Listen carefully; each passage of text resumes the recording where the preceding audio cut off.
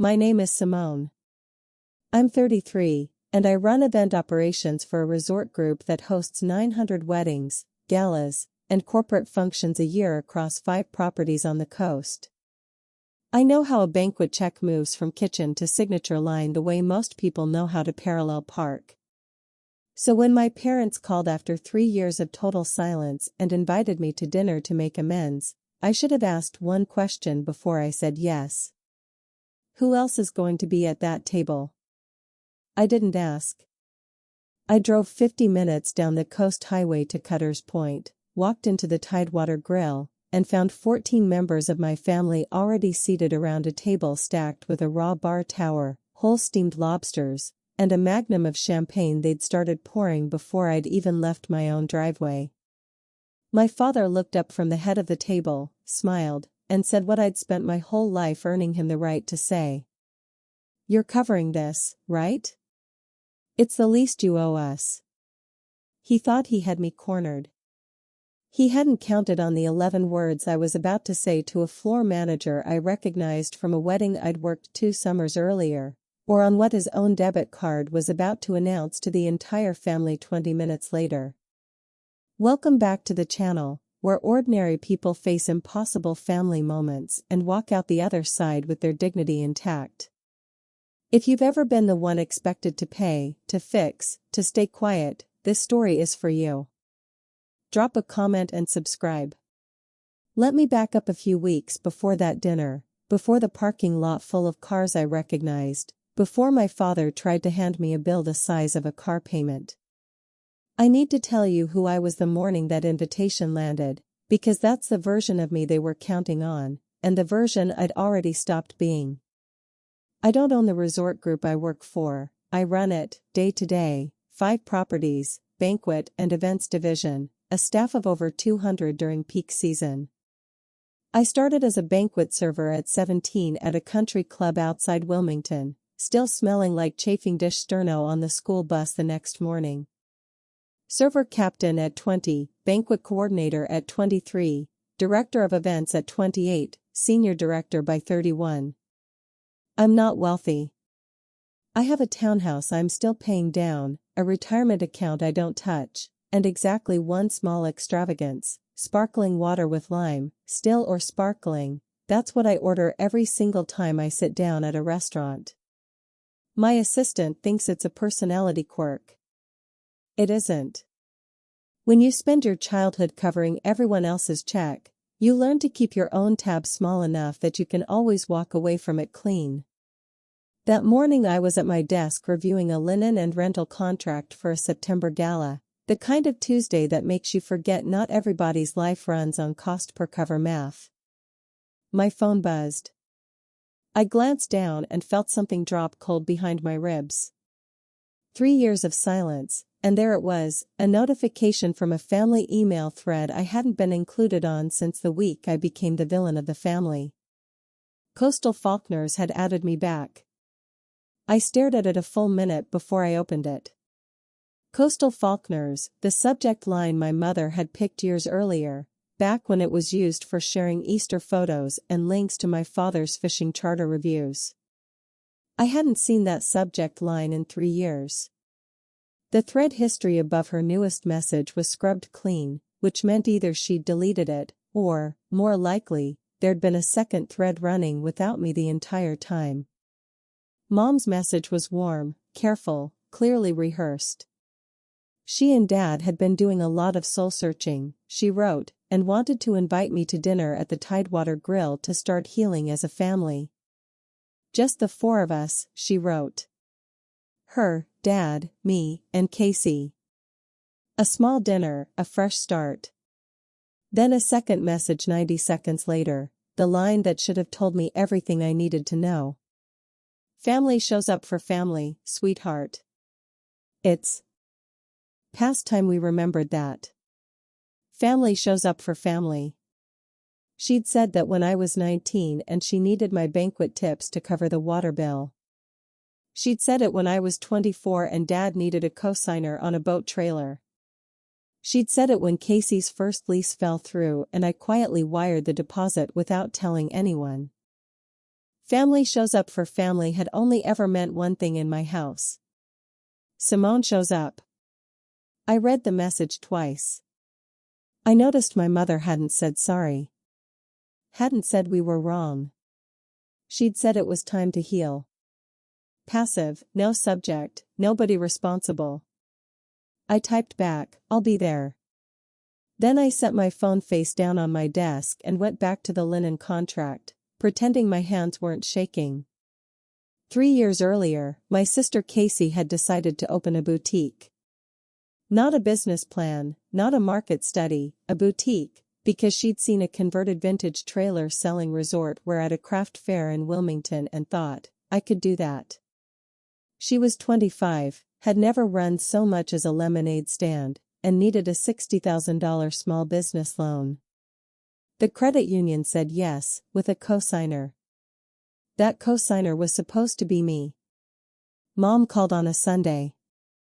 Dad sat beside her, arms crossed, already angry before I'd finished saying hello. Casey needed the loan. The boutique was her dream. I had good credit, a stable career, a long history of saying yes.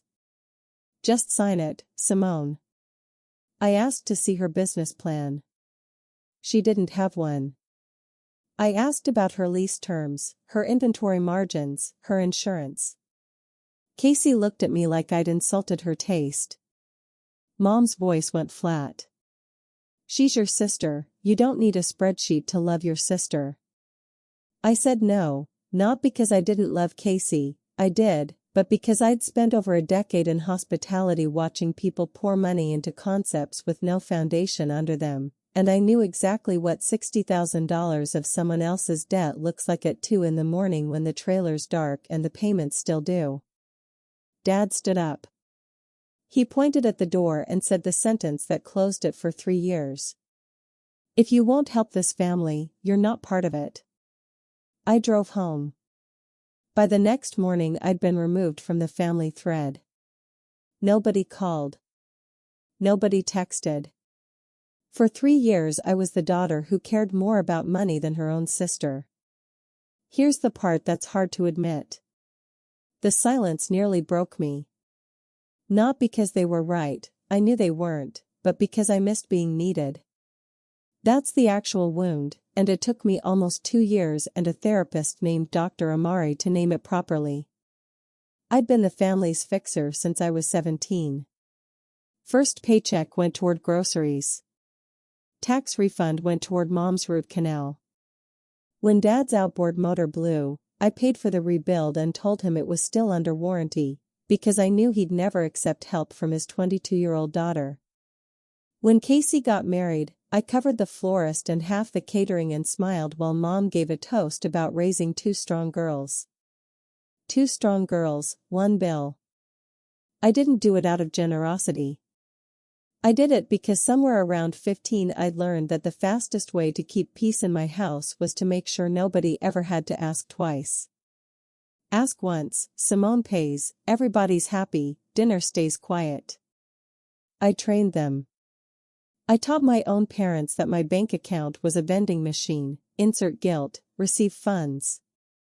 And when the machine finally jammed, they didn't troubleshoot it. They unplugged it and walked away. So when Mom's message landed after 3 years, family shows up for family, sweetheart, I felt the old reflex fire in my chest like a muscle I hadn't stretched in ages. Go fix it. Pay whatever it costs. Make it quiet again.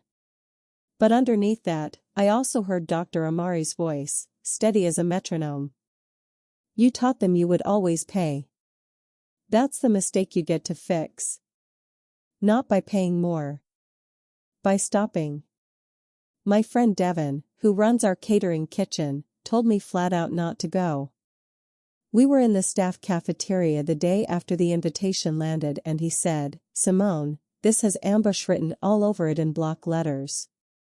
I laughed, because Devin had never met a single one of my relatives and he could see it clearer than I could. My events coordinator, Priya, said almost the same thing, shorter, don't. But I'd already decided, not because I disbelieved them, not because I expected an apology, but because I wanted to sit across from my parents and find out whether 3 years had actually changed anything, or whether the silence had just been a longer version of the same conversation we'd always had, the one where I was supposed to listen, agree, and pay. I wanted closure, even if closure meant confirming the door was nailed shut for good. There was something else too, and I'll be honest about it, because I think some of you will recognize it. I missed my mother. Not the one who orchestrated, not the one who kept a ledger of favors. The one who taught me to shuck oysters on the back steps when I was 9, who hummed old beach music while the hush puppies fried. That mother hadn't called in 3 years either. But some nights I still heard the humming anyway. So I told Devon I was going. I told Priya I'd be fine. I told myself the same thing and almost believed it. I set one rule, one dinner, civil, no money, and if it felt wrong, I'd leave before dessert. I wrote it on a sticky note and pressed it to my dashboard the morning of. One dinner, then home. That note was still stuck there when I pulled into the marina lot and started counting cars. I dressed simple on purpose, navy slacks, a cream blouse I wear to vendor walk throughs, flats, no jewelry except the small stainless watch I bought myself the year I made senior director, not to impress anyone, but because I'd earned it and it kept good time, and that felt like enough. I didn't want to walk into that restaurant looking like I was performing success. My family already believed I flaunted it. The truth was I drove an 8-year-old Subaru and meal prepped on Sundays like most of the country. The drive took almost an hour. No music. Hands at 10 and 2. Somewhere past the Causeway Bridge, my stomach started tightening in a way I recognized, the same feeling I get when a walk-in compressor dies on a Saturday night and I already know the next 6 hours are going to hurt. Instinct. My body knew something my brain was still arguing with. I nearly turned around at the last exit. Nearly. But I thought about the hush puppies, and I thought about Dr. Amari's voice, and I kept driving. The Tidewater Grill sat at the end of the marina boardwalk, the expensive stretch of Cutter's Point, landscaped parking, hostesses in linen, sailboats lit up along the docks behind it. Dad's truck was in the second row. Mom's sedan beside it. Fine. Then I saw Aunt Denise's minivan. Uncle Phil's pickup. Casey's little hatchback with the faded salt and sail decal from the boutique that had folded 9 months after it opened. 2 more cars I recognized. One I didn't. My stomach dropped before I'd even shut off the engine. Just the 4 of us, Mom had written. I counted 8 vehicles. I sat there 2 full minutes, engine off, hands on the wheel, reading that sticky note. One dinner, then home. The smart move would have been to reverse straight back onto the highway and drive the 50 minutes home and eat leftover rice and never think again about the Faulkner family reunion I hadn't technically been invited to, or had been invited to without ever seeing the guest list. But I got out. I straightened my blouse. I locked the car and walked toward the entrance, because I was 33 years old and I'd spent 3 years learning how not to run, and I wasn't about to start again in a marina parking lot on a Thursday evening. The front doors were heavy glass with brass pulls, the kind that whisper entrees start at 38 before you've even seen a menu. Inside, the lobby smelled like Old Bay and warm butter and money. A hostess in a navy dress smiled and checked her tablet. Faulkner? I nodded. Your party's already seated, she said, in the voice hostesses use after they've spent an hour managing a large, loud table and are trying very hard not to look frazzled. I recognized that exact tone. I'd worn it myself 1,000 times. She grabbed one menu and led me toward the back, past the raw bar, out onto the covered deck section overlooking the docks. I heard them before I saw them, laughter, glasses clinking, my Aunt Denise's unmistakable honking laugh cutting clean through the ambient noise of every other table on the deck. one dinner, then home. I turned the corner and saw the table. 14 chairs, every one filled except the one at the far end, directly across from my father. The table ran the length of the covered section. White tablecloths, heavy flatware, hurricane candles. I could identify the spread from 10 feet away, a 3-tier raw bar tower with oysters and jumbo shrimp and stone crab claws packed in crushed ice, for whole steamed lobsters split and glistening on a platter, and in the center, a magnum of champagne I recognized from vendor tastings, the kind that runs close to $500 a bottle, already down by a third. They'd been here a while. They'd been ordering hard. The hostess paused at the edge of the deck and gave me a look that translates identically across every restaurant I've ever worked in. Good luck. Then, quieter, your father put a card down to hold the reservation, just so you know, we require one for parties over 10. I filed that sentence the way I file every operational detail, silently, completely, permanently. His card was on file. He'd secured the table. And somehow I already knew the check wasn't supposed to land on him. My mother saw me first. She stood with both arms open and every head at the table turned. Simone, oh sweetheart, look at you. Applause. Actual applause, like I was coming home from overseas and not the daughter they'd frozen out for 1100 days. Uncle Phil whistled. Aunt Denise dabbed her eyes with a cloth napkin. Casey raised her champagne flute and smiled the kind of smile that has teeth but no warmth behind it. 14 people, a raw bar tower, 4 lobsters, and a $500 magnum. Just the 4 of us, Mom had written. I sat down. What else do you do when 14 people are watching and the chair's already pulled out and a busser is filling your water glass before your bag hits the floor? I sat down and smiled, because that's what 15 years of hospitality training gives you, the ability to smile while your brain runs threat assessment at full processing speed. Mom settled back into her seat, beaming. We wanted it to be a surprise, the whole family together, just like old times. I thought it was just the 4 of us, I said. She waved a hand like she was swatting a horsefly off a dock post. Well, once Denise heard, and then Phil, and then your cousin Ashley, it just grew, you know how family gets. I knew exactly how family got. I scanned the table. Dad at the head, cracking a lobster claw like it was Christmas morning. Casey to his left, phone in one hand, champagne in the other, thumb scrolling something I couldn't see. Aunt Denise and Uncle Phil anchoring the middle. Cousins I hadn't spoken to since a wedding 4 years back filling out the rest, Ashley, Kyle, Sean, 2 spouses I'd met exactly once, and a neighbor of Denise's I'd never laid eyes on in my life but who was apparently entitled to stone crab tonight. The champagne kept flowing. The platters were half gone. They'd clearly been seated a full hour before I arrived, and they'd ordered everything on the menu that didn't require financing. Mom leaned over and squeezed my hand. See, family shows up for family. There it was again, the same 5 words in the same warm wrapping, aimed at the same target. I squeezed back and said nothing. I was counting plates. My father is the kind of man who orders for the table, not asks, orders. He flagged down our waiter, a kid barely out of his teens running on caffeine and adrenaline, and rattled off additions without glancing at a menu. Another tower for the table, 2 more lobsters, and bring another bottle of the good stuff. The good one, he said, loud enough that the tables on either side glanced over. He pulled his debit card from his wallet and held it up between 2 fingers like a magician showing the crowd a coin before the trick. Run it all through this, he told the kid, we're celebrating tonight.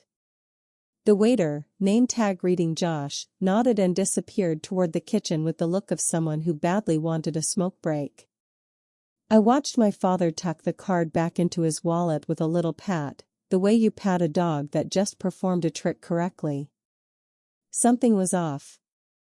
I grew up watching him haggle over a $5 oil change coupon. I'd seen him return a shirt because the tag looked slightly torn. Gary Faulkner did not order $500 champagne. He did not wave cards around like a flag. This was a show, and it was aimed squarely at me. Look how well we're doing, Simone. Look how little we needed you. Except the truck in the lot was the same one from 6 years ago with the crumpled tailgate he'd never fixed, and Mom's handbag, the same tote she'd carried since I was in high school, sat on her chair with a frayed strap held together by a twist tie. They were performing. I just didn't know the cover charge yet. The small cuts started around the second bottle. Aunt Denise leaned across Uncle Phil and said, "Must be nice, running around planning fancy parties while the rest of us clip coupons." She laughed when she said it, the way people laugh when they want you to know they're dead serious. Cousin Ashley asked if I ever felt guilty living so well while my parents were going through a rough patch. I didn't know about a rough patch. Nobody had mentioned a rough patch. Casey, without looking up from her phone, added, "She wouldn't know, she hasn't exactly been around." Each comment landed with the precision of something rehearsed, not scripted exactly, but aligned, the way a choir finds the same note without a conductor. They'd been talking about me before tonight, about my absence, my money, my life, and they'd arrived with a shared version of the story already agreed on. Simone left. Simone has plenty. Simone owes. Aunt Denise delivered the closing argument. She reached across and took my hand like she was consoling me at a wake. "Family doesn't keep score, honey." I almost laughed. Family doesn't keep score, this from a woman who once didn't speak to her own daughter-in-law for 4 months over a seating chart at a christening. I didn't laugh. I pulled my hand back gently and picked up my glass. Sparkling water, the only thing in front of me, the only thing I'd ordered. The contrast was almost comical, 14 people swimming in shellfish and champagne, and me at the end of the table with a glass of seltzer like a designated driver at somebody else's bachelorette weekend.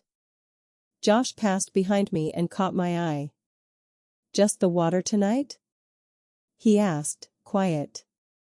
"Just the water," I said. He nodded like he understood something I hadn't said out loud. "Let me tell you about Josh. Maybe 19, 20, built thin the way restaurant kids are before they learn to eat between rushes. He moved fast but careful, the way new servers move when the table's too big and the order's too complicated and one wrong plate means a manager conversation they can't afford. I recognized every inch of it, because I'd been him. 17 years old, 3 tables deep, learning that the guests who snap their fingers tip the worst. He was running our table of 14 basically solo, a busser cycling through occasionally to clear plates, but Josh handling every order, every refill, every "can we get more cocktail sauce from Aunt Denise," who'd said it 4 times in 20 minutes. He never complained, never sighed, refilled my water without being asked, and when he set the glass back down he caught me watching the table with an expression I probably should have hidden better. "Long one, huh," he murmured. I almost told him the truth. Instead I just said, "You're doing great." He blinked, startled, like he'd forgotten guests could say that. Then he stood up about half an inch straighter and moved on to refill Uncle Phil's beer. I watched him go and thought about the version of me who used to carry a full tray on one forearm and cry in the walk-in on the bad nights. That girl had no idea she'd end up on the other side of a table exactly like this one, sitting across from the family that had built her into a fixer, being asked without being asked to write one more check. But she'd have understood exactly what I was about to do. I excused myself to the restroom around the 40-minute mark, needed 2 minutes without Aunt Denise's running commentary and a door I could lock. The restroom had cloth hand towels and a full-length mirror flattering enough to make you look better than you felt, which was quite a trick considering I felt like I'd swallowed gravel. I ran cold water over my wrists, the way you do when your heart rate needs to catch up with your brain. Then I saw it. A laptop, open, propped on the marble counter, screen still glowing, a sticker of a sailboat on the lid. My mother's laptop. She must have brought it to show off wedding photos from a cousin's ceremony and set it down and forgotten it when she followed me in a minute behind me, or maybe she'd never come in at all and just left it on the table and Casey had carried it back here for some reason. Either way, the screen was awake, and the open tab stopped me mid-reach for a paper towel. It was a spreadsheet, shared, titled Dinner Budget, tabbed by date. The visible tab showed a cost breakdown, per person estimate, tower, lobster, champagne, service charge, a subtotal near the bottom that made my stomach fold. And beside the subtotal, in a highlighted cell, for words in my mother's own handwriting font. Simone covers this. Beneath the spreadsheet, a comment thread was open in the sidebar, a running conversation between 3 editors. Mom. Dad. Casey. I didn't plan to look, I want to be clear about that, but the screen was bright and the comment thread was right there and I read it the way I'd read a vendor invoice that didn't add up, not angry, not shocked, just confirming what the numbers already told me. The oldest visible comment was from Casey, 3 weeks back. Don't tell her it's everyone until she's already seated, once the whole family's watching she won't dare walk out, she never could handle a scene. Dad, 2 hours later. Make sure she sits across from me, I'll handle the ask. Casey again, the next morning. Order the good stuff before she gets there, once it's on the table she can't exactly send it back lol. I kept scrolling. Weeks of comments, Mom coordinating who was coming. Denise is in. Phil's in. Ashley says yes if there's champagne. Dad, quieter, mostly logistics, reservation time, parking, how to phrase the invite so it sounded casual. Then the comments that turned my stomach properly cold. Mom, 11 days back. The marina called again about the slip fees, we need something before the season starts. Dad. Simone can cover us through spring, she's got more than enough. And the one that landed like a dropped anchor chain. Mom, 9 days back. This isn't about asking for money, it's about letting her back into the family, she should be grateful we're even giving her this chance. Grateful. They wanted me grateful for the privilege of being lured into a 14-person dinner at a restaurant I hadn't chosen, so I could pay a bill I never ordered, to solve a crisis nobody had told me existed, for a family that cut me off the last time I said no. I closed the laptop lid gently, exactly the angle I'd found it at. I washed my hands. I looked at myself in that flattering mirror and thought, I know what you're doing. I know what this costs. And for the first time in 15 years, I am not paying it. I stood in that bathroom holding the truth in both hands, and the strangest part was how calm I felt. Not numb. Not furious. Just clear, the way a kitchen goes quiet right before service, every station set, nothing wasted. If you've ever found out you were loved for what you could provide and not for who you actually are, you already know exactly how cold that tile floor felt under my shoes. Stay with me, subscribe, because what I did next I planned in the time it takes to dry your hands. I walked back to the table with the same face I wear when a health inspector shows up unannounced, pleasant, unreadable, fully operational. Nobody noticed a thing. Aunt Denise was mid-story about a neighbor's boat repossession. Uncle Phil was working on a second lobster. Casey had reclaimed her phone and was scrolling again, oblivious. But I noticed things now I hadn't let myself see before. Mom kept glancing at Dad's wallet on the table, quick little flicks like she was checking a countdown clock. Dad's laugh was half a beat too loud, the way people laugh when they're nervous and covering it with volume.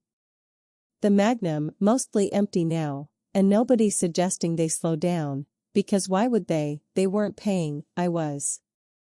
I started asking questions, casual ones, The kind you ask catching up after 3 years, not the kind you ask when you already know the answers and you're watching people lie to your face. How's the boutique doing, Casey? Her flute paused halfway to her mouth. Oh, we closed. Foot traffic just wasn't there. Fast, like tearing off a bandage she'd rehearsed. That's a shame. How long did it run? 9 months. Mom jumped in before the silence could settle.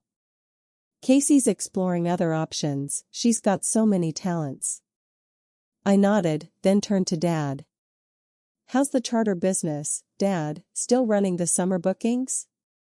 His jaw tightened for half a second, a tell I'd cataloged before I was old enough to drive. Slow season, he said, fuel prices, you know how it is. I did know how it was, because I'd just read the marina called again about slip fees 10 minutes earlier on his wife's laptop, and because the tailgate on his truck was still crumpled, and because the man who'd just ordered a second tower and a second magnum was performing solvency the way a community theater actor performs Shakespeare, loud, committed, entirely unconvincing to anyone who's seen the real thing. I just nodded and let them keep talking. People tell you everything when they think you're the one holding the checkbook. They mentioned the boat engine repair they'd put off. The vacation they'd skipped. How things had been tight, but nothing they couldn't handle. Every sentence was a window into a house I could now see was taking on water, and they were all standing on the dock pretending it was just the tide. The pressure built the way it always builds in my family, not with a direct question, but with a current.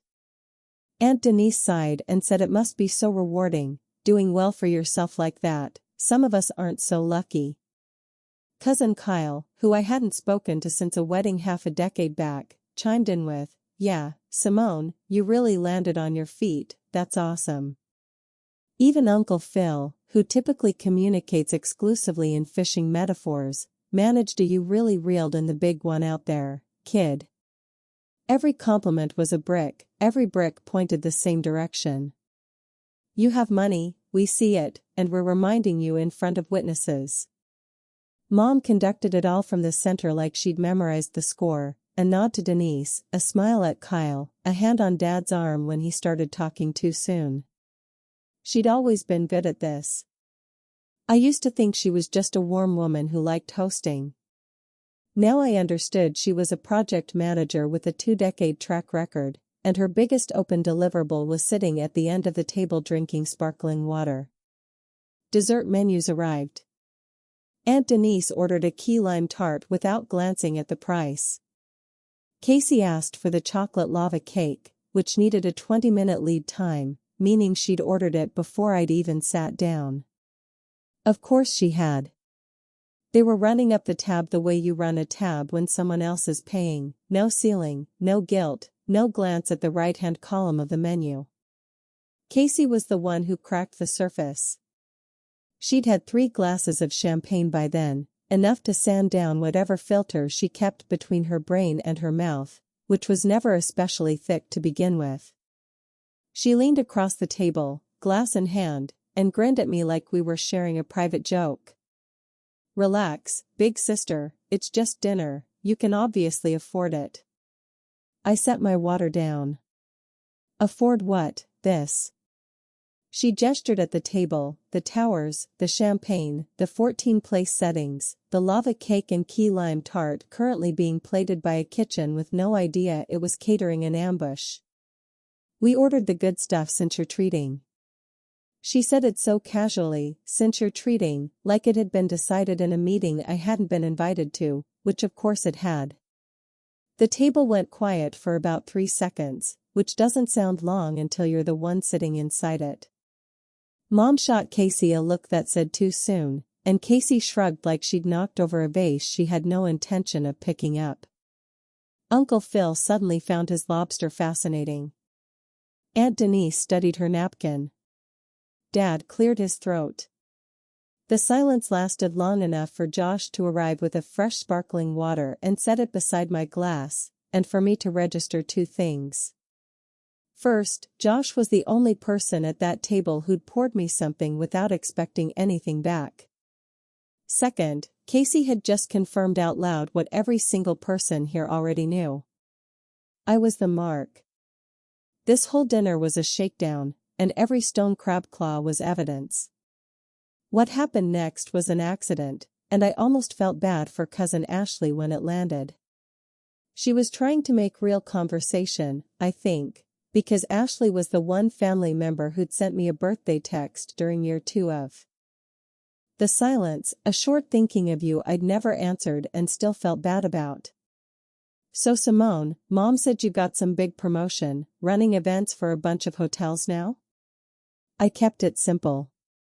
Senior Director, 5 properties. Ashley looked impressed. That's amazing, like you're in charge of all of them, staffing, vendors, everything? Contracts, vendors, compliance, budgets, everything from the loading dock to the final invoice, I said, the way I'd say it in a staff meeting, factual, no polish. But the word budgets landed on that table like a dropped serving tray. Aunt Denise's fork stopped midair. Uncle Phil looked up from his plate for the first time in 10 minutes. Casey's scrolling thumb froze. Even Dad shifted in his chair, recalculating. They'd known I was doing well. They'd built the entire evening on the assumption that I was doing well enough to cover this. But hearing the actual scope of it, the specificity, was different from assuming it. They'd pictured me as a well-tipped server who'd gotten lucky. They hadn't pictured someone who could read a profit and loss statement faster than they could read a wine list, who negotiated vendor contracts worth more than their house, who knew almost to the dollar what a raw bar tower and 2 magnums of that particular champagne cost before the check ever hit the table. The table recalibrated. I felt it happen like a shift in barometric pressure. The power hadn't changed hands yet, but it had loosened. Dad waited until dessert. Strategic about it, I'll give him that. The lava cake had arrived, the key lime tart was half gone, the second magnum sat upside down in the ice bucket, and the table had gone warm and slow with sugar and champagne, everyone soft with the particular satisfaction of a meal they hadn't paid for and had no intention of paying for.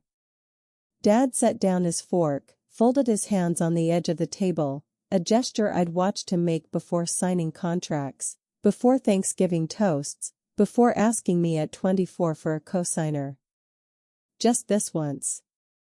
He looked at me, not unkindly, not cruelly, with the specific expression of a man who genuinely believes he's being reasonable. Simone, he said, smiling, you're covering this, right? It's the least you owe us. 6 words. The least you owe us. 14 people heard it. Josh, refilling Aunt Denise's coffee behind me, heard it. The couple at the next table over, pretending not to listen, heard it. My mother nodded along. My sister smirked. My aunt reached for another buttered dish like the matter was already settled. You owe us 3 years of silence, and not one person at that table had said they were sorry, or that they'd been wrong, or that they'd missed me for any reason beyond my credit limit. I looked at my father across a table covered in the wreckage of a meal I hadn't ordered, surrounded by a family I hadn't been told was coming, holding a glass of water I'd poured myself, and I felt something I hadn't expected. Relief. Because the decision I'd been dreading had just been made for me. I didn't answer right away. I've learned silence does more work than words in a room full of people used to being agreed with. 3 seconds. 5. The kind of silence that makes 14 people shift in their chairs and reach for their water and suddenly discover something fascinating on the wall behind you. For 15 years I'd paid so nobody would make a scene. I'd covered every deposit and every florist bill and every engine rebuild because the cost of saying no was a room exactly like this one, full of staring, expectant faces, full of the unspoken understanding that my love got measured in dollars and my silence got purchased with compliance. 15 years, thousands of dollars, And tonight the price of admission to my own family had just been announced out loud to the room at roughly $90 a plate, plus champagne, plus shellfish, plus the specific tax that comes with being the daughter they only call when something needs funding. I looked at my father's folded hands, still steady. I looked at my mother's eyes, still warm, still performing. I looked at Casey, already scrolling again because as far as she was concerned this was already decided. I looked at Josh by the service station, watching with the careful attention of a young man who knows something important is happening at his table but isn't sure what. Then I looked down at my sparkling water, half full, catching the candlelight like a small, quiet promise I'd made myself. I set my napkin on the table. I smiled. "Let me go take care of things," I said, and stood up. Mom exhaled. Aunt Denise patted her chest. Dad unfolded his hands. Every single one of them thought I was going to pay. Here's the thing 15 years in hospitality teaches you. Whoever controls the check controls the room. My family thought they controlled it.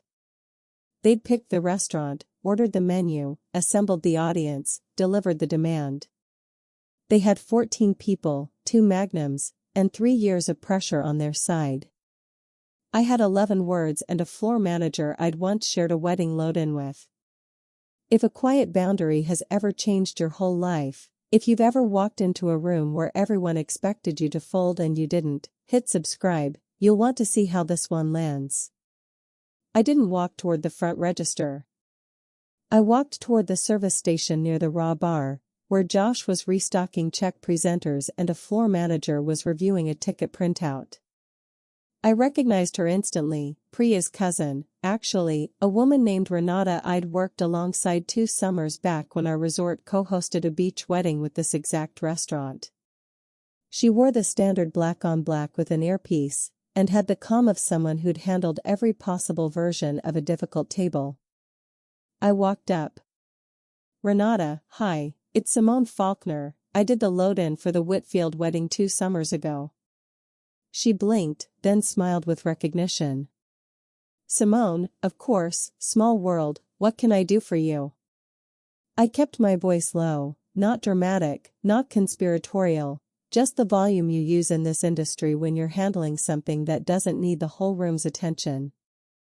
Josh stood beside her, tray balanced on one hip, listening with immediate, precise focus. I said 11 words. "I'm not the host tonight, and I'm not covering that table." She glanced past me toward the deck, then back. "Understood." And the second thing, split my sparkling water onto its own check, and put an extra 30% on top of Josh's tip. He's earned every bit of it tonight. Josh's eyes widened slightly. Renata looked at me for a beat, reading the situation the way a good manager reads any situation, fast, thorough, no judgment. Then she nodded.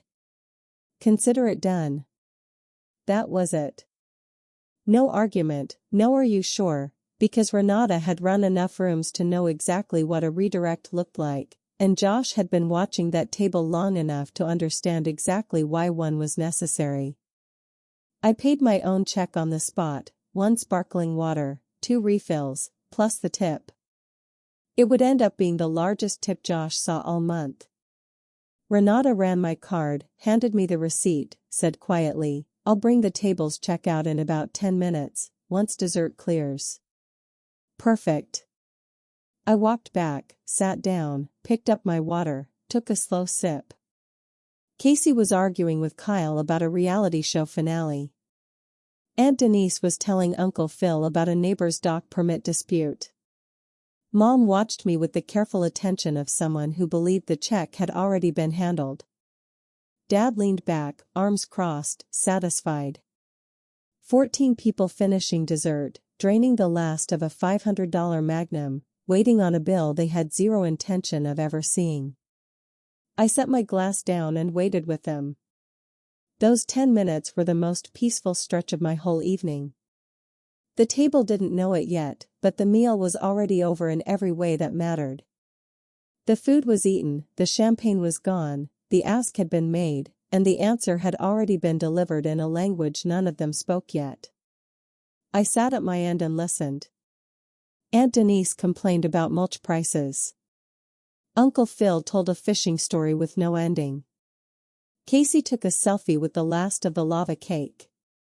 Mom laughed at something, and Cousin Ashley laughed too, a real one, the kind that crinkled her eyes and made her sound, for about 3 seconds, like the girl who used to hum along with the beach radio in Mom's kitchen. I almost felt something. Almost.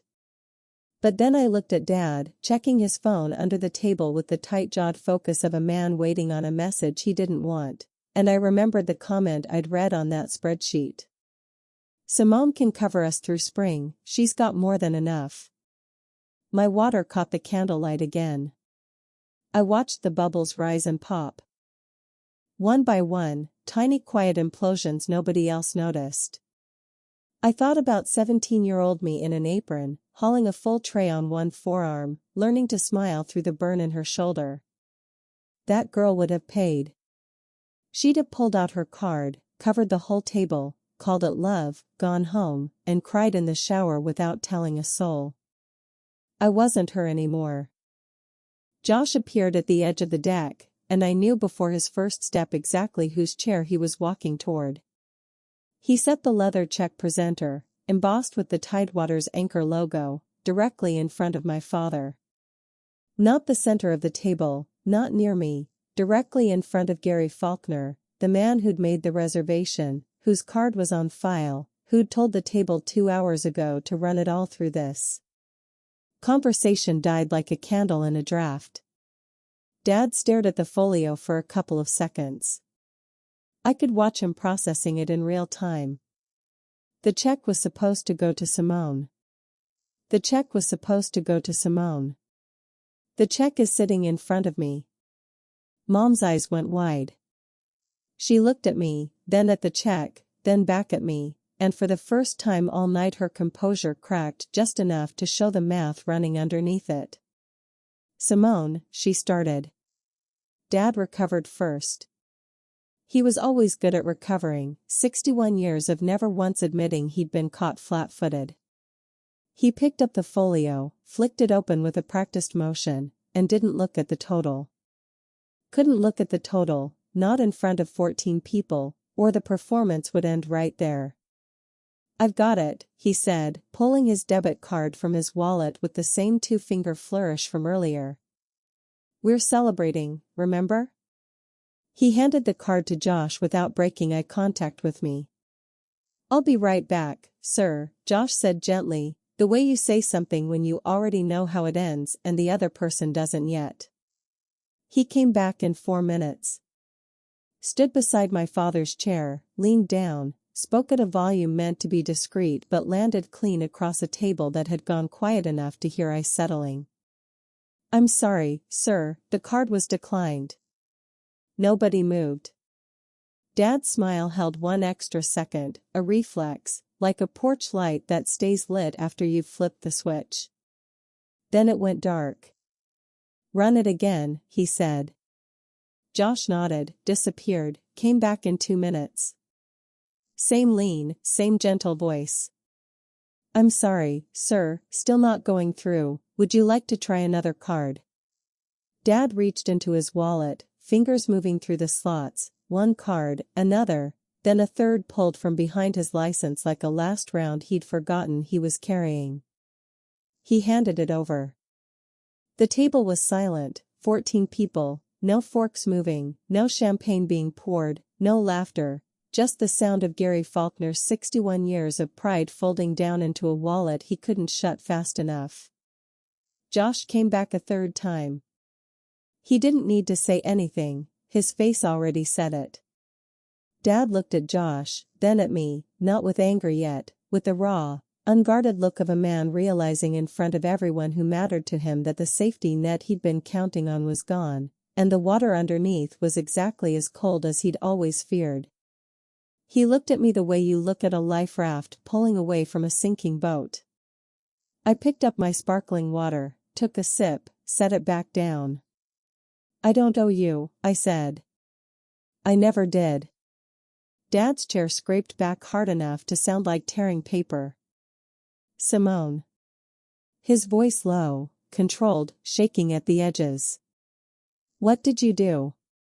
I didn't do anything, Dad, your card was declined, that's between you and the bank. You were supposed to, he caught himself, but not fast enough. The sentence hung there unfinished, visible to everyone. You were supposed to pay. Mom started crying, not the quiet kind, the performative kind, gasps and dabbing and just enough volume to recruit sympathy from the next table. After everything we've done for you, after I raised you, how could you sit there and, what did you do for me, Mom, I said, level, no raised voice, hand still around my glass. Tell me, right here, in front of everyone, what you've done for me in the last 3 years. Casey slammed her hand on the table. This is so typical, you have to make everything about you. Aunt Denise reached for my arm. Simone, honey, your father's clearly embarrassed, can't you just? No, one word, said the way I'd say it to a vendor trying to shortchange. An invoice, clear, final, no apology attached. Then Dad broke, not with anger this time, with something worse. His voice dropped, and for one honest, terrible second he sounded like a man standing in a house with the power shut off. Simone, please, we're drowning. I saw him then, the scared man underneath the performance, the father who'd lost his boat contracts and his pride and couldn't say either one out loud until his declined card said it for him. I saw him, and it ached. Then he added, and you'd let us. And the ache stopped, because even drowning, he was still reaching for my wallet instead of my hand. I stood up. Not fast, not for effect, the way you stand once the decision's already made and you don't need the room's permission to leave. Dad, I'm sorry you're struggling, I mean that. But this, I gestured at the table, the wrecked platters, the empty magnums, 14 faces watching me like I was the villain in a story they'd rehearsed all week. This isn't asking for help. This is a trap. You didn't invite me here to make amends, you invited me here to make a payment. Mom's crying shifted into something harder. That's not fair, Simone, we just wanted you back. You wanted me back for what I could cover, Mom, I read the notes, she can cover us through spring. The table went pale. Casey's face strained. Mom's hand flew to her mouth. Dad stared at the tablecloth. If you need real help, I will sit down with you and a financial counselor and we'll build an actual plan, no tricks, no audience, no lobster. But I'm not paying this bill. I didn't order it. Nobody told me about it. I don't owe it to you. I don't owe you. I never did. Nobody spoke. I picked up my bag. I looked at my mother and said the last thing I'd say to her at that table. You always told me family shows up for family. So tell me, why was I the only one who ever actually did?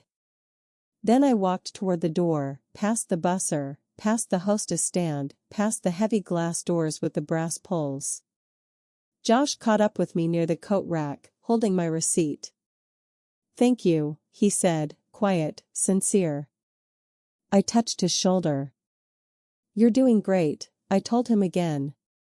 Then I walked out. The parking lot was quiet, warm evening air, crickets starting up along the marina fence line that made the tidewater look like it belonged somewhere grander than the end of a boardwalk. I sat in my car with the engine off and the window down and read the sticky note still stuck to my dashboard. One dinner, then home. One dinner. I pulled my phone from my bag and opened the family thread. Messages were already flooding in, Mom, Aunt Denise, Casey, cousins I hadn't heard from in years, all typing at once, a cascade of exclamation points and accusations and the particular fury that only comes from people who've just been caught. I didn't read them. I scrolled to the bottom, tapped leave conversation, watched the confirmation pop up. Simone has left. I set the phone on the passenger seat, started the engine, and drove home in the same silence I'd driven down in. Except this time the silence wasn't nervous. It was mine.